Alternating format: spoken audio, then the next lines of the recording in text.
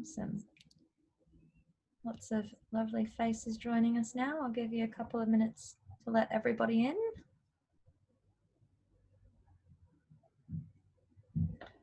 Lovely. Okay, good evening, everybody. Thank you so much for joining us for tonight's discussion of Betty O'Neill's memoir, The Other Side of Absence. I'd like to begin by acknowledging the traditional owners of the land on which I'm currently broadcasting to you from, the Yagara and Turrbal people. I pay my respects to elders past and present and acknowledge that this always was and always will be Aboriginal land. Before we begin tonight's discussion, I'd just first like to quickly reiterate some of the information that I mentioned in the email you were sent with your link to tonight's event. So you've all automatically been placed on mute and you'll remain so throughout the evening, but I will unmute everybody at the end to join me in thanking Betty and Chris for tonight's discussion. In the meantime, however, Betty is keen to answer your questions and there will be a Q&A session towards the end of the event. These can be sent to me via the chat box. If you can't see it right now, it's usually accessible via the button towards the lower left of your screen. If you click on it, then it will open up a chat box. You can type your questions in there and they'll come directly to me and I'll read them out to Betty at the end of the evening. So I'd also like to mention that we have a special promotion for everybody who's in attendance tonight. If you use the code EVENT at checkout on our website, then you'll receive 10% off all books ordered within the next 24 hours. So I'll be posting the link to purchase your copies of The Other Side of Absence shortly, and I recommend that you get online quickly and make your purchase within the next 24 hours in order to make the most of that discount. And so I would now like to introduce you to Betty O'Neill. Betty is a Sydney-based writer and teacher with a lively curiosity and a passion for learning.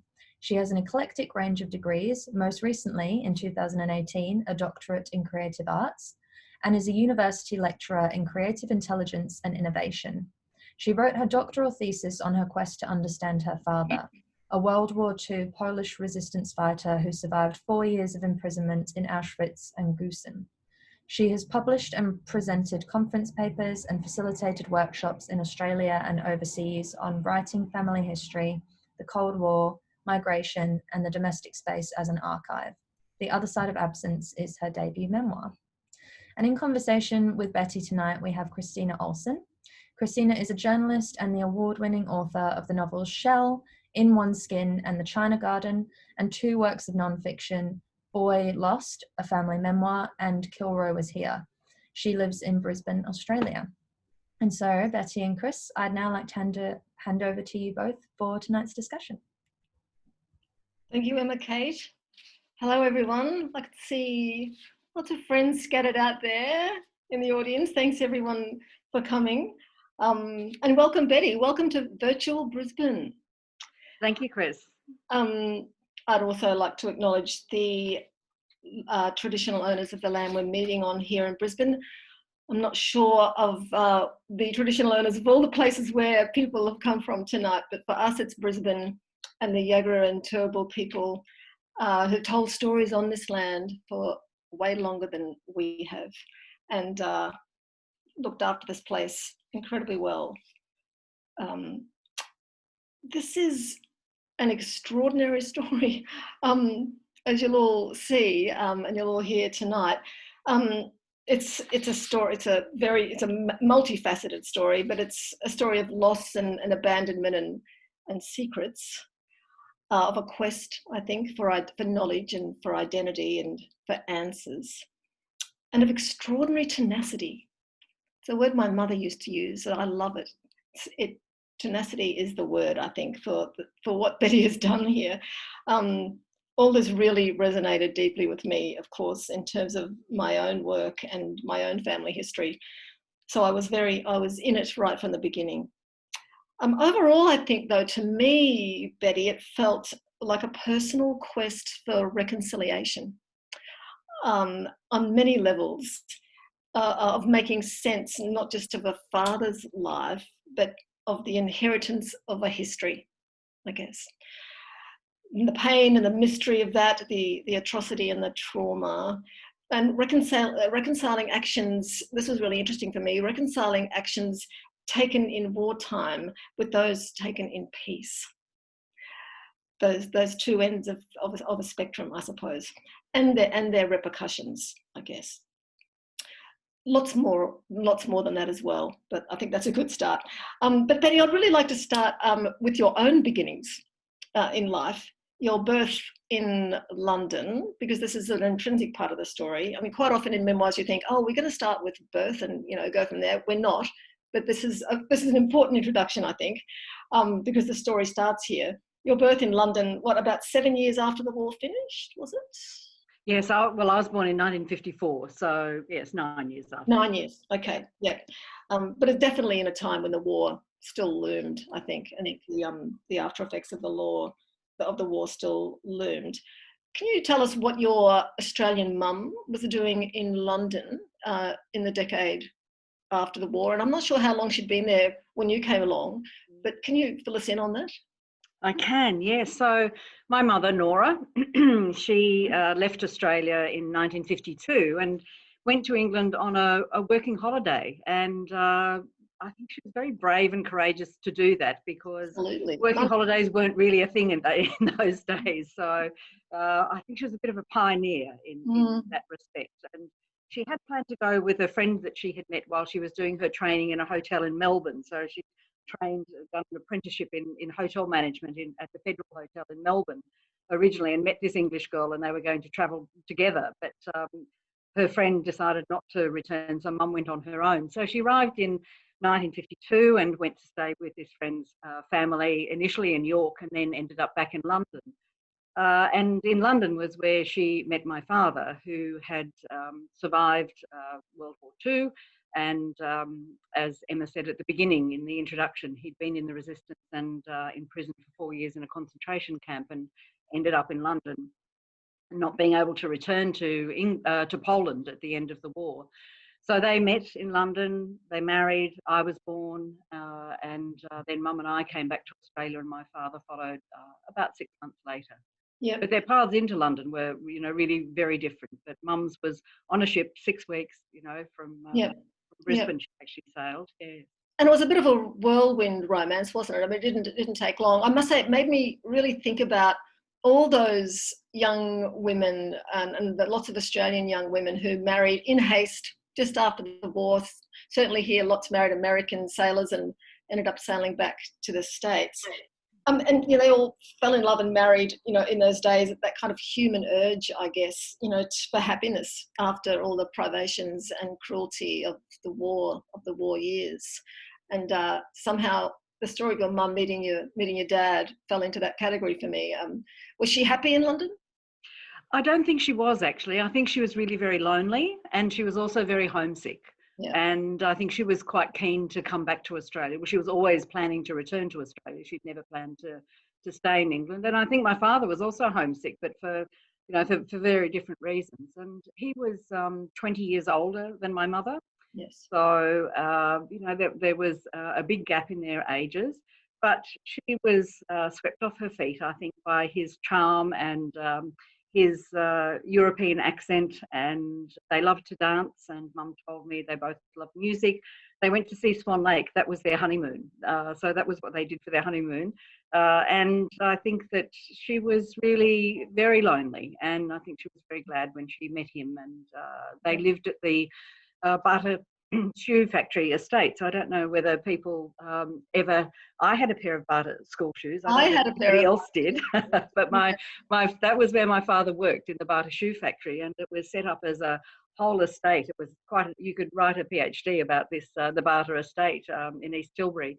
And how it was set up and so on. So they had accommodation there, they had a farm, they, all sorts of things. So it was, I think, it was a protected life there, wasn't it? Because outside was still, after these months of the pandemic, it made me think of those times in the UK and elsewhere after the war, when it was, there was still shortages, and there was still curfews, and the fear, and still, there was still that fear of, that followed the war years, of losing loved ones.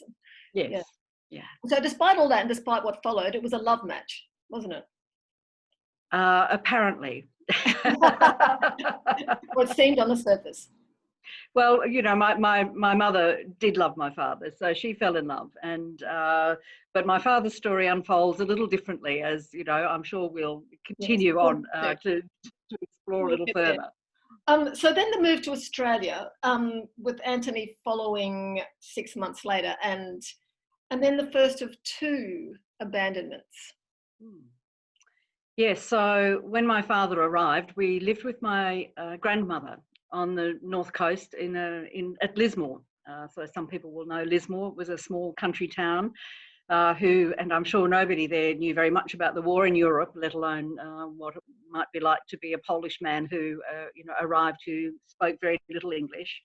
But my father arrived, and we lived there with my grandmother. And then one day, very shortly after he arrived, my mother received a letter from a friend of theirs in London. Her name was Olga. She was a Russian woman who had escaped Europe after the war and come to London as well.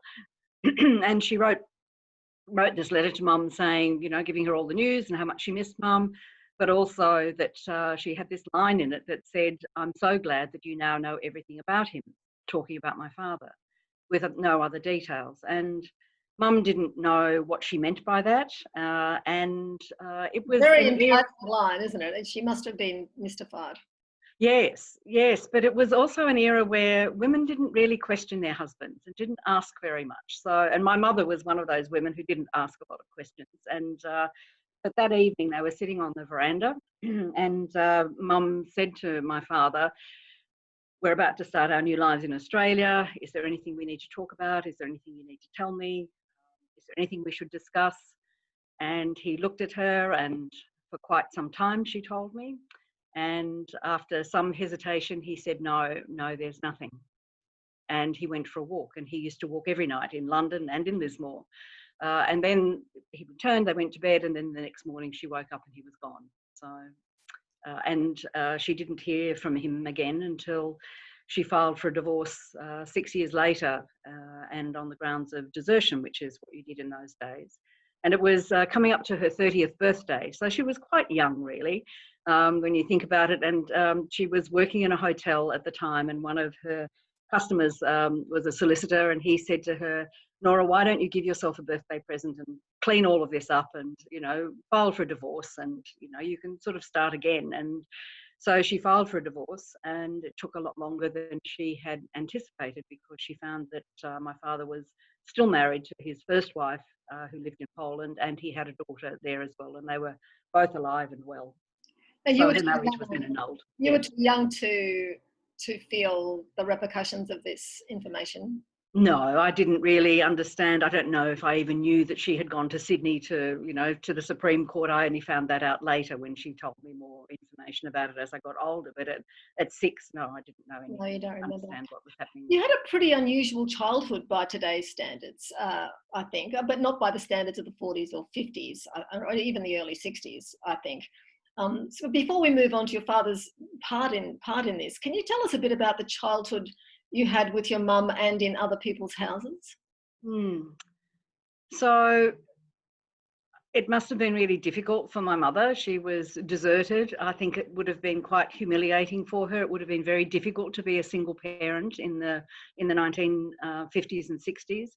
And to get work wasn't easy either. So she went back to what she knew, which was managing a hotel. So we moved from Lismore to Kyogle initially, and then from there to Coffs Harbour. And the job that she got working at the Plantation Hotel in Coffs Harbour was managing that hotel. And it was a live-in position, but I couldn't live with her. So I was fostered out to a number of different families over the years, and until I was 9 when I went to boarding school. So I lived with almost a dozen families in that time between 2 and the age of 9. So you could say that was a bit of a double abandonment in a way. Although, did you feel it that way?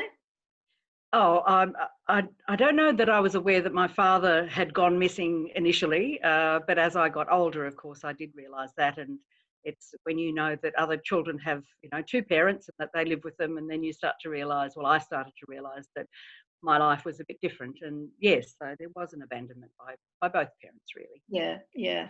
Well, as you say, you weren't critically aware of your father's absence then, but you were, I guess, preoccupied by the daily challenges you were facing every day in foster care and then boarding school. Yes, and I think I always had this fantasy that my father would come back on a white charger and rescue Mum and I, and that we would be this happy family together, and live happily ever after. And of course, that never happened. But I still had that fantasy and that hope that that might happen one day. Yeah, and when you write in the book about the very unhappy time you had in foster care and the abuse that you suffered at the hands of some of those foster carers who are meant to be looking after you. Mm-hmm. I'll come back to this later, but it does feel to me like an echo. The terror, what you suffered in those places. It's an echo of the lockup in a way, and the abuse you suffered was a bit of a mirror of the experience your father experienced in lockups and camps. The idea of being put away and treated very badly seemed to me, an echo of what had happened, what you found out about your dad. I haven't really thought about it in that way, Chris, but I guess so, although, so not to diminish my experience in any way, sexual abuse as a child is something that is very damaging and probably something that maybe, it's a difficult thing to recover from. Yeah. But what my father suffered, there's no way of comparing those two experiences. No, but there's the experience of being taken out of your life and put somewhere else, I suppose, and the effects that has on the person. Well, tell us now about Antoni and turning up when you're at uni, which is when you first become really aware of him as a presence in your life. It was a strange time for you and perhaps for him. Yes, I had started at university and I received a letter from him, and that was addressed to my aunt who lived in Coffs Harbour.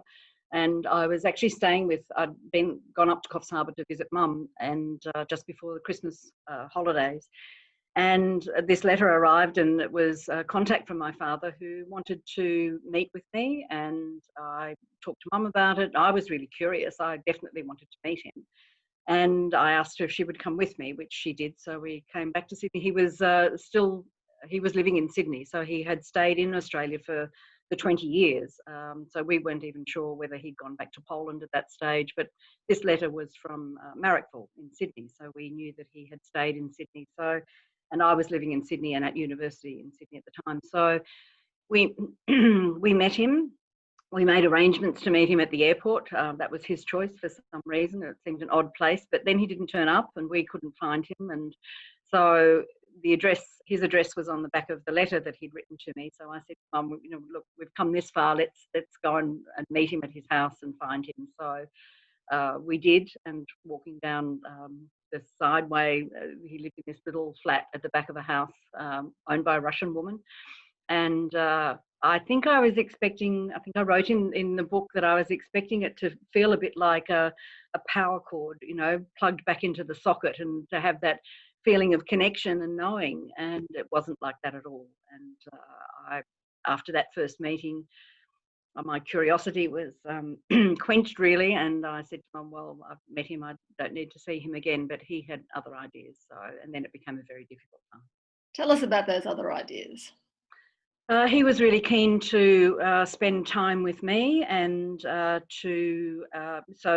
initially Mum had said to me, don't tell him, where you live or where you're at university, but I found those sort of secrets difficult to keep, and found myself divulging information without really intending to, but he found out where I was working, and he used to come and sit. I was working in a bar. I was at university. I was working in a pub, and he used to come and sit and watch me in the pub. And he followed me home, found out where I lived, and then he stalked me. And yes, it was a very, very difficult time. So when he actually went back to Poland, he had been waiting for a payout from the German government for his war injuries. And once he received those, he thought he was dying, and he wanted to be buried in Poland.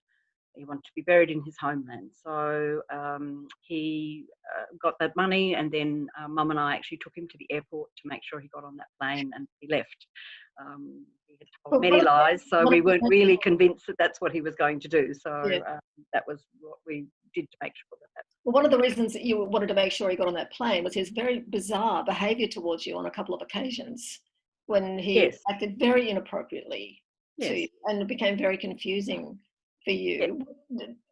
I'm not like to, you know, what happened at the time, and how do you feel, you know, what do you think about that now?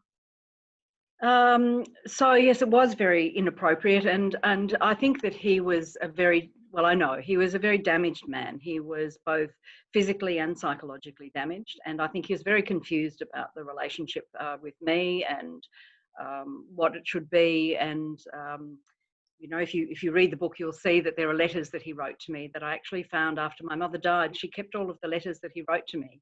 And, you know, in those letters, you know, you can see that he was very confused, but he kept trying to make it up and trying to um, make up for some of his behaviours and try to smooth things over, because I think really he was still scared about returning to Poland. Poland was still a communist country in 1974.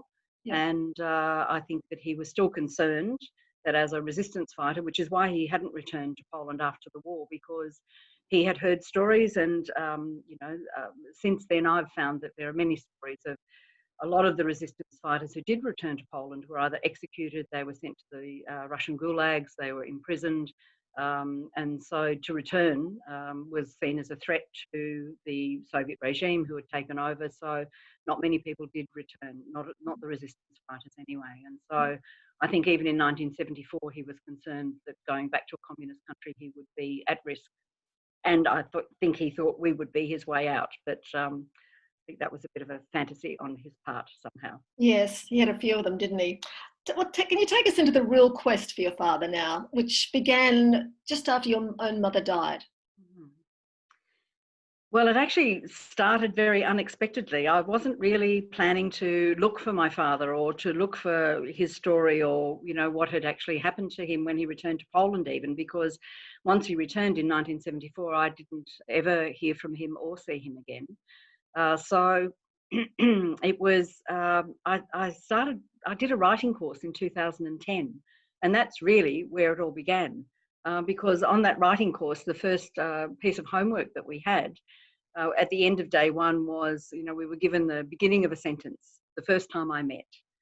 So our task was to keep writing and to bring that back the next day. So I started writing the first time I met and continued. The first time I met my father, I was 19. And I kept writing then a little about that first meeting.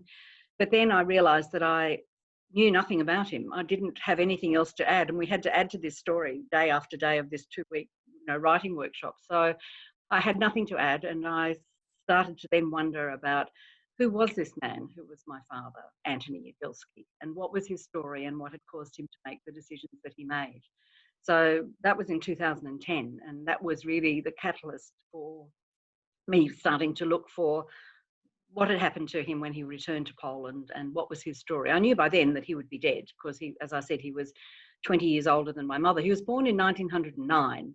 So he'd actually lived through the First World War as a child. Yeah. He'd been in Poland in the times of democracy between the wars and then in the resistance when the Second World War broke out. Yeah.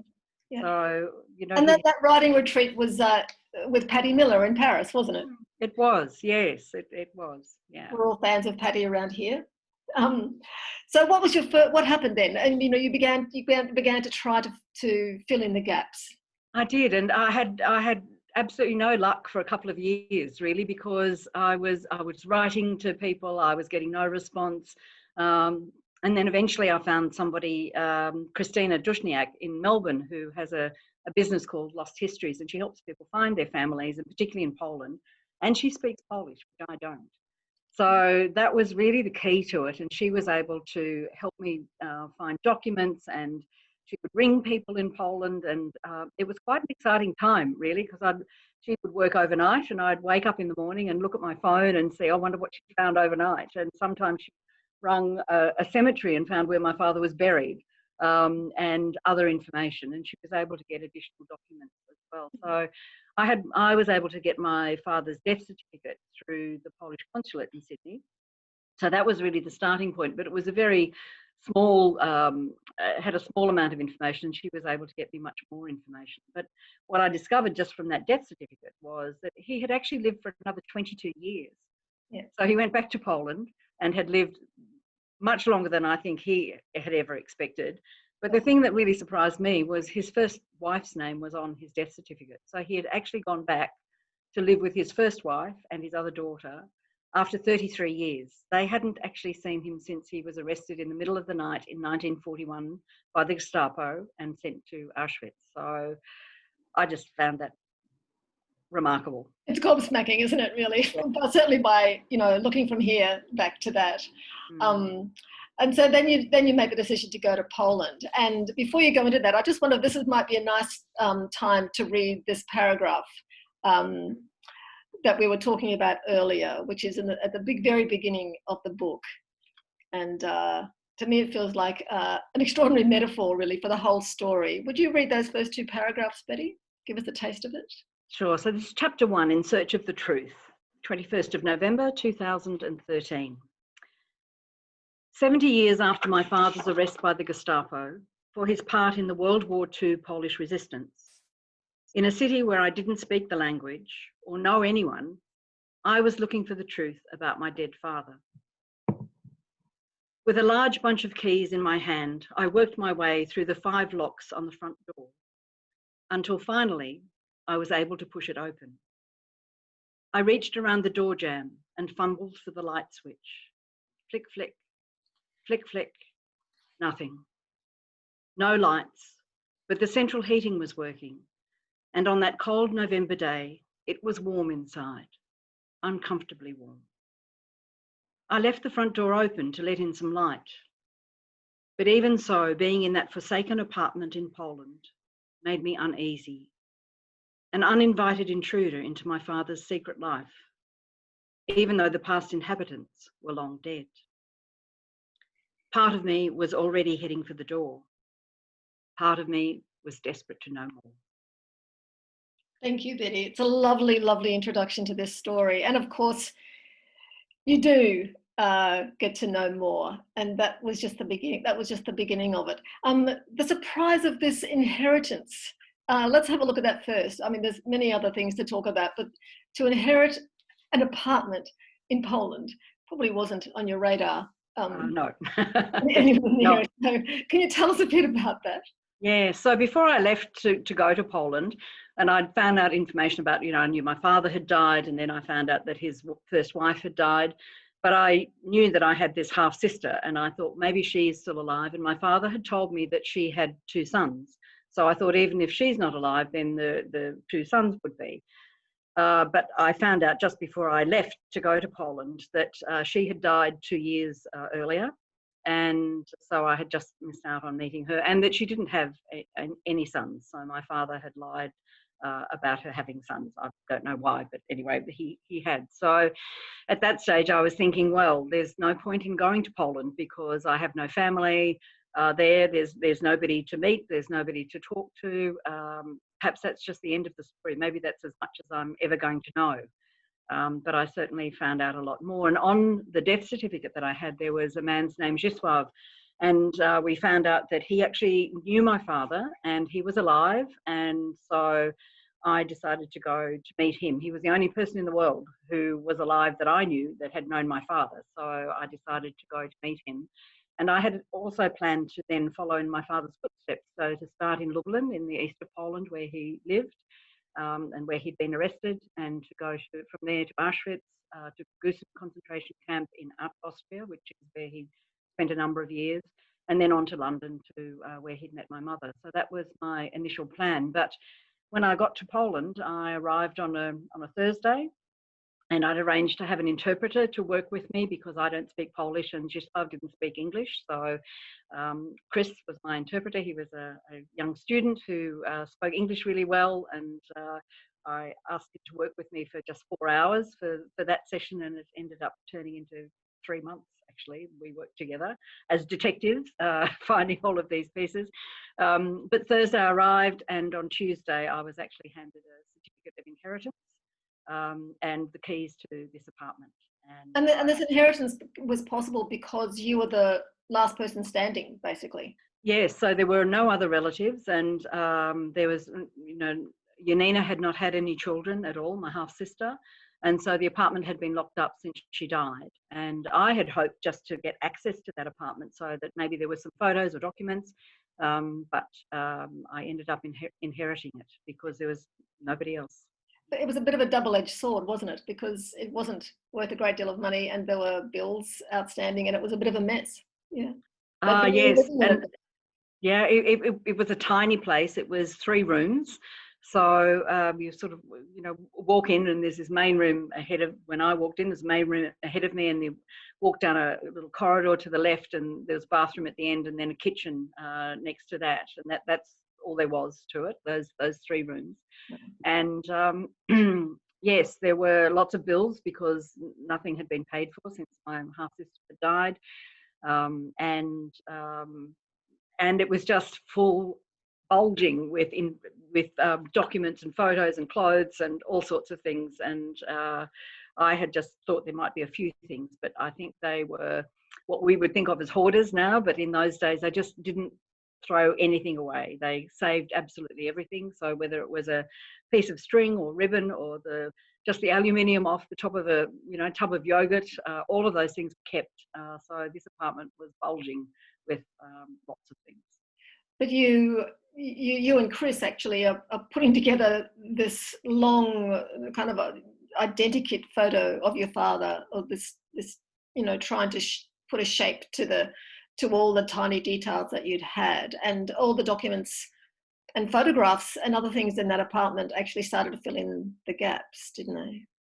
Yes, they certainly did. And I was just amazed that there were so many documents. It was almost as if my father had left them there for me. There were piles of folders, and in those folders were documents from the camps that he'd been in, photographs, all sorts of things. And whilst I still went to the archives of Auschwitz and Gusen and Mauthausen and to the Polish Institute in London and the Polish Underground Movement Study Trust in London as well, and found more files about him, there was a lot in that apartment, certainly. Mm. Can you tell us some of the things you did find out that shocked you? There were contrasting bits of information, weren't there? I mean, there was this Antoni and there was this Antoni. Yes. Very different people. Yeah, so different people had different views about him. So Zhisław that I met, he had known my father, and he had also known Helena, my father's first wife. And in fact, his wife was a good friend of theirs as well. So he talked to me about them going out and doing various things and what life was like in Poland when my father had returned. And there were still lots of shortages. It was still a communist country. They were still queuing for things. But my father was quite a wealthy man when he returned because he had an Australian pension. He was 65 when I met him. So I was 19, he was 65 when I first met him. So he returned with an Australian pension. He also got a Polish pension as a war veteran. And he had some money that he was given from the German government for his war injuries as well. So in comparison to other people who were living in Poland at the time, he was a wealthy man and he was able to buy things for them on the black market. And so, there was this picture painted of him of being very generous and, looking after his family. And then there was another picture that said that, well, no, these 5 locks on the door, they used to be very secretive and they didn't go out very much. They didn't talk to people. And there was this other mystery. And then when I met the neighbours, who were quite surprised, as you can imagine, to have this Australian woman turn up and claim inheritance to this apartment, who they'd never heard of me, they'd never heard of my mother. And then there were all of these stories about stolen money and hidden gold in the apartment. And so there were some red herrings that we sort of followed, and there were some things that came true as well. So there were lots of different stories about my father and his family and what that life was like. And by the time you also go to the concentration camps and the museums, you do have this really kind of mottled picture of him, don't you, in terms of, I guess, the reconciling between this Tony and the other Tony, the Tony who could kill as part of the resistance, and as I think it was your son who said, "Mum, you know, everyone killed people in the war," and the way he was able to survive in the camps, that made you wonder, what had he done to be able to? Did he get special treatment? Why did he survive? How did he survive when many other people didn't? Did it become for you this trying to work out between the different personalities, or seemingly the different men that he was, between the time the war began and afterwards? It's hard to know how each of us would respond in those sort of circumstances. And, you know, what he was like before the war, I had some picture of him, but not a very strong picture of him. I certainly found out about some of the things that he was involved in when he was in the resistance, and I had this very romantic notion of what the resistance was. It was, I had this image from the movies of, you know, somebody in a trench coat and a beret under a lamppost somewhere in the foggy, you know, misty morning, smoking a Gauloise cigarette and passing information. But of course, yes, as you said, you know, when I spoke to my son about things that I did find out, my daughter was as horrified as I was. My son was sort of thinking, wow, what a hero. So different responses from my children. But yes, you know, I have friends whose fathers were in the war, and they said to me, well, it was war. Of course they killed each other. That's, you know, that happens. And stories of what he actually was then able to, how he survived in the concentration camps. I think I went through various emotions of feeling enormous admiration for him in terms of how he survived. To survive 4 years is a remarkable thing when millions of people didn't. Yeah.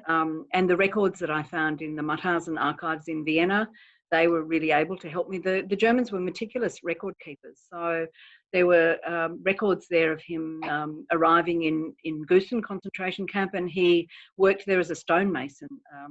And one of the people that knew him in Lublin had said to me, you know, that my father had told him after the war that whenever he was asked, or somebody, you know, there was a request for, can anybody do this, he would always put his hand up and say yes, he could.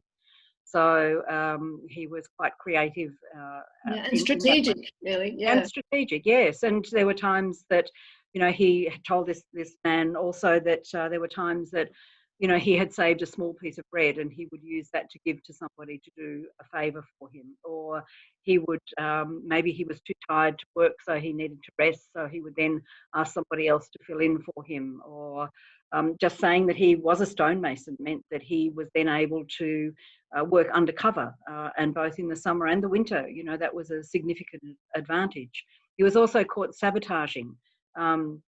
And there was a network of resistance fighters in the concentration camps whose, you know, I think one of the things that kept them motivated and alive perhaps was the fact that they were still resisting. They were still fighting against those who had invaded their country and taken over. So he was caught sabotaging this railway carriage and beaten really badly. But he was sent to the hospital. Most people would have been left to die. He was sent to the hospital, and there was a Polish doctor there who looked after him. And so he survived that, and he ended up in the potato kitchen. So at the end of the war, when that camp was liberated, he was actually working in the potato kitchen. So it would have been warm. He would have had food. So he was able to, you know, manage to get himself into those situations where he could survive.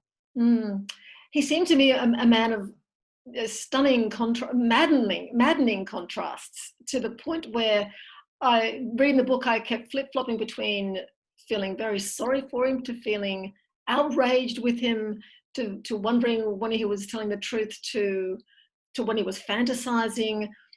If that's what it was like for me, how was it like? What was it like for you as his daughter when you're actually trying to work out, you know, the blood that you've inherited, I suppose? So I hope that I've inherited some of his resilience and all of the positive factors, which we all do, of course, when we go looking for our family histories and looking for a hero. But, you know, there were also things that he did that, you know, were really quite despicable, and things that, you know, I think of how he betrayed my mother and how she would feel if she knew these things about him. So my mum died in 2011, so before I started seriously looking for him, and I had spoken to her before she died about trying to gather as much information from her. But I think that, she had found out some of the things I found in Poland, and afterwards, then I think she would have felt very betrayed and very hurt by that whole situation. But she had this mantra of no postmortems, Betty, no looking back, let's just look forward.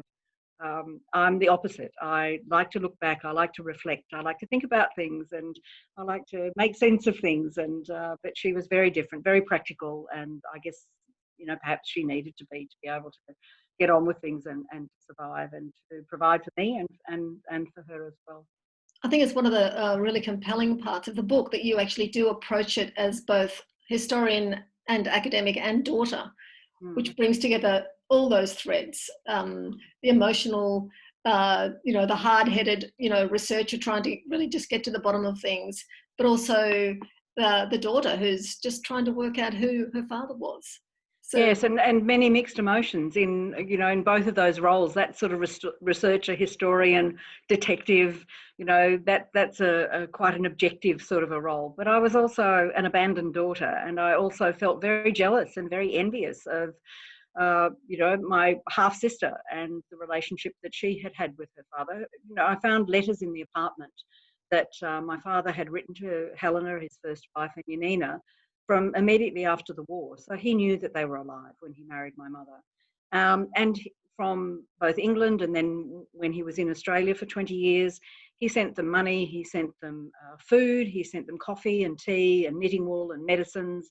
So I was very envious of that love and care that he showed to them. And I remember sitting in the cemetery, and in Poland, in the cemeteries, they have these little seats by the gravestone. And you often see people in the cemeteries, they keep them really spotlessly clean, and there's an obligation to look after the gravestones and the cemeteries in Poland. And they have these little seats. And so I remember sitting by the side of this gravestone that I found, and there's my father buried with his first wife. There's my half-sister buried with her husband, who died the year before my father returned. And I'm thinking, well, gosh, there you are, one big happy family, buried together. You'd obviously had a life together, and how different my life was and how different my mother's life was. She never married again. So. Yeah.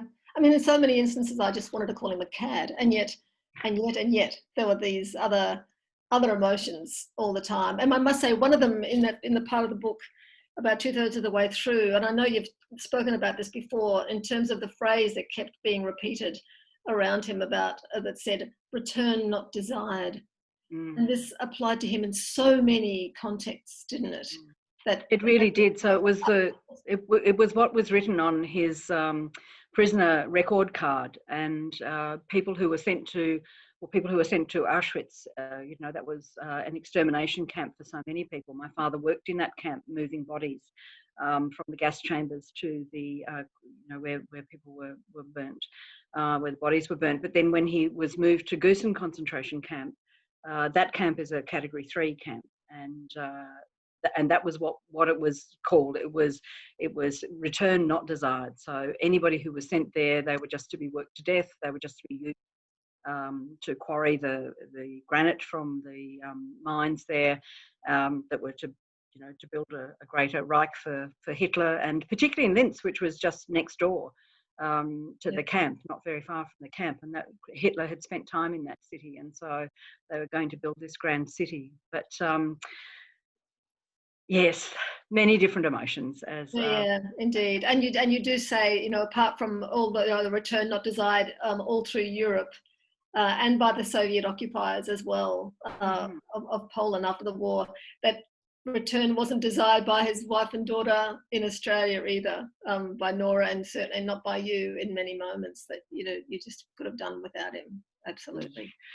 I just want to finish up by asking this. In some of the pieces in the beginning of the book, you quote Hisham Matar from The Return, who says, but it turns out when you're looking for your father, you were also looking for other things. And I wanted to ask, what's been the wash-up of all this for Betty O'Neill? I think that's a great book that Hisham Attar wrote about his looking for his father. And yes, that quote just resonated with me so strongly when I read it. And I think for me, what I've come to is an understanding of some understanding of my father's life and some of the events that actually shaped him and caused him to make the decisions that he made. I don't agree with all of those decisions, but I can also see that in those times, who knows what decisions I would have made or you would have made or any of us would make in those sort of circumstances. But for me, it's just given me a great sense of peace and equanimity. I've come to a point where I know as much as I need to know. Somebody suggested to me the other day that, maybe there's other families in Australia. Maybe he had another relationship in Australia. Maybe there are more. And I said, I'm done. I've got to where I need to get to. And I think, I have a really good understanding of the things that shaped my father. And I also understand how, what shaped him shaped me.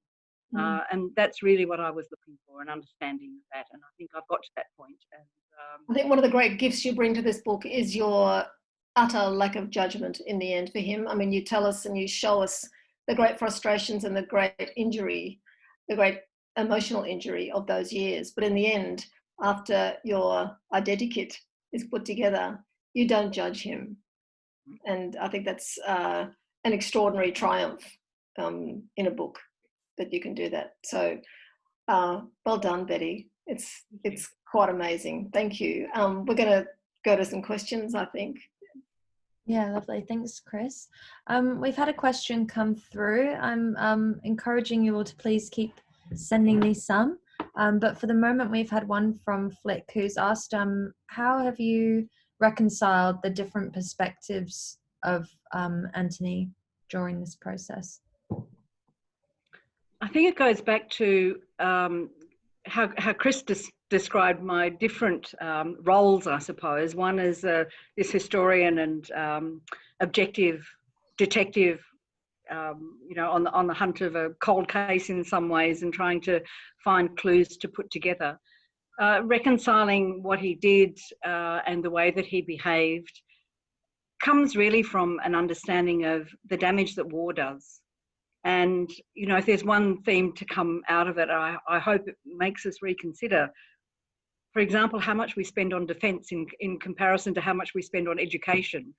So there are ramifications today, and it's not just about the people who we send to war and the damage that it does to them, but it's the families that they come back to as well, and trying to fit into those communities, those families, in ways that, are really unimaginable to think that, the men and women who come back from service, they suffer from PTSD, they suffer from mental health issues. The suicide rates now are really high. We still see that. So I think the issues that are raised by looking at one man's story are still really relevant today. He was a political refugee. What do we do for political refugees and asylum seekers now? So all of these themes are still really current and still, I think, bear thinking about and considering how we deal with these issues, even amidst COVID-19 and all the things that, we're struggling with at the moment. So reconciling those views of him came from the research that I did and the information that I found. And August is actually Family History Month. So for anybody who's considering looking into their family histories, I really would recommend that you do it. Be prepared for some disturbing things that you might find, because often when there are secrets that are hidden, there are reasons for that. But I think, for me, I can say that, the peace and that equanimity has come from knowing all of it and facing it and thinking, well, I can understand how that all happened. I think one of the things you find out about writing this kind of stuff is that every family has secrets. Yes. Where they differ is how they deal with them, what they do with them, and whether they let them go. Yeah.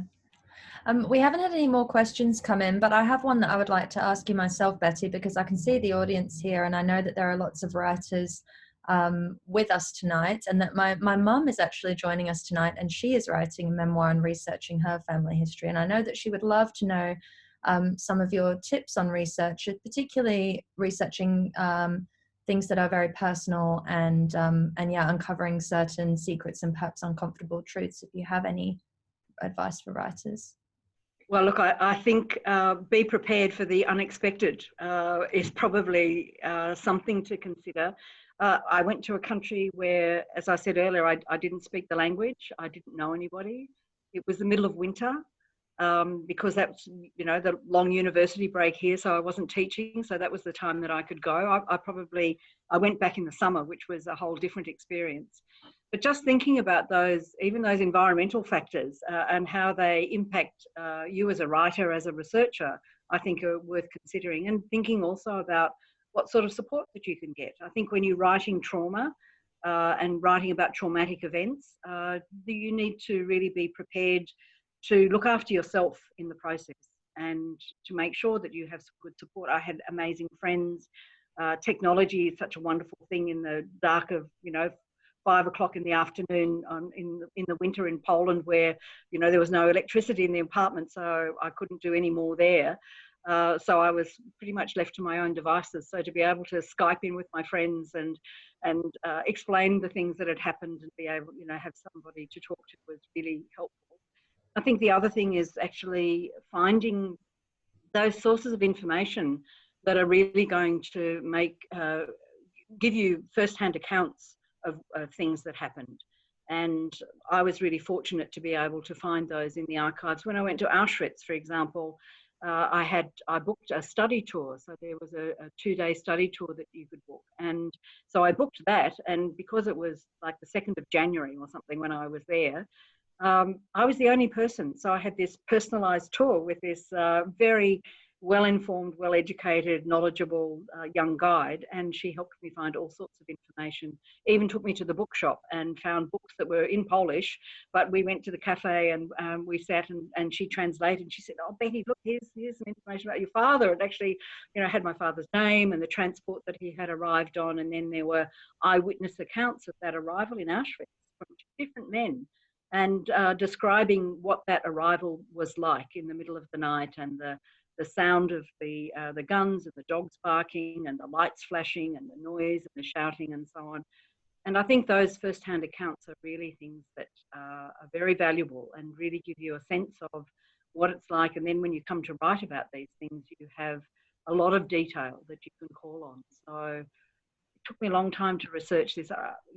That writing course that I did with Patty back in 2010, that's 10 years ago. So that's 10 years from start to publication, which, it takes time, but you just need to be patient. It takes the time it takes. Yeah. And also the other lesson is that there's a real upside in going to these places, if we ever get to go to these places again, in the off season, when things are still open and you're the only person there. Yes, that's right. But to actually go to these places and, for anybody who's a writer, you'll understand the importance of place and the importance of the landscape and what it feels like and how different it is or how similar it might be.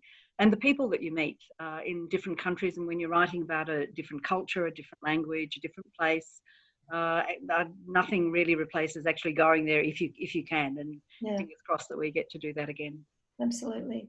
I think just to chime in there, one of the things anyone out there is considering this kind of stuff could do would be to consult Betty's reading list at the back of this book. It is extraordinary. It goes for pages, and it's a real lesson in how much you do have to read and what's out there that you might be able to access yourself.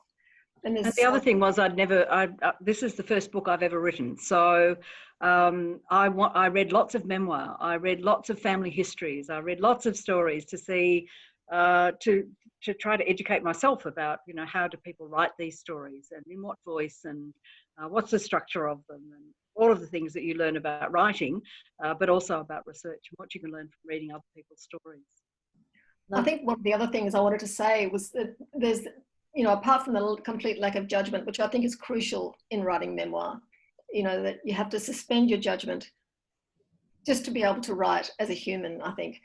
But the way you use juxtaposition of lightness and dark in this book, Betty, I think not only physically as in the seasons, but, you know, ugliness and beauty, as in, you know, when you go to Krakow, cruelty and kindness, they're both balanced up in the book so that we don't come out feeling, you know, that it's all bleak or all cruel, but that things are leavened by, just for instance, the kindness of strangers. And you found a lot of that when you were... I did. I really did. And there were some very funny times as well. I met some really funny people. This woman called, nicknamed her Mrs. Shout-a-lot, because, you know, she arrived in the apartment when that very first day from that piece that I read, opening that, you know, the door of the apartment and leaving it open because there was no electricity. So I needed to let some light in. And she barged in and she was shouting about, you know, police and all sorts of things. And I mean, and then this tiny place was just full of the other next door neighbours, and then they called their daughter to come, and so there's like 6 of us crammed in this very small space. And looking back on these things, you know, there were some very funny times in hindsight. But I think you're right about, you know, why you write as well. And I'm not sure if it was Patty or somebody else. I think it was Patty who said, you know, you don't write memoir for revenge. No, no, you don't. I think you write just about anything to learn. To find out. I don't think it's about knowing something, it's about not knowing something. Is there another book, Betty? Yes, there is. So it's I actually wrote the first draft of that before I even started this one. So it's been sitting in a bottom drawer for 10 years. And I'm really looking forward to getting back to it and opening it up. And I know that my writing has improved a lot over the 10 years that I've been writing this one. So I can't wait to actually open it up and see. I might look at it and say, what a lot of rubbish. I'll just have to throw that out and start again.